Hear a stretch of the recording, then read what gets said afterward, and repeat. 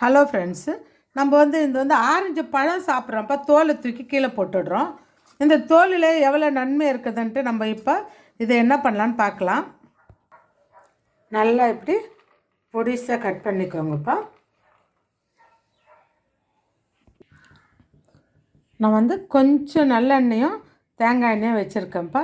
அதில் இதை நம்ம போட்டுட்டு சிம்லேயே வைக்கணும். சிம்லேயே வச்சு நல்லா வதக்கி எடுக்கலாம். நம்மளுக்கு மார்கழி மாதம் பிறந்துச்சுப்பா.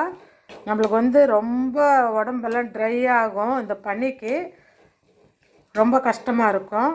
அப்போ நம்ம இது மாதிரி எண்ணெய் காய்ச்சி வச்சுக்கலாம். நம்மளுக்கு நல்லா பொங்கி வருதுப்பா.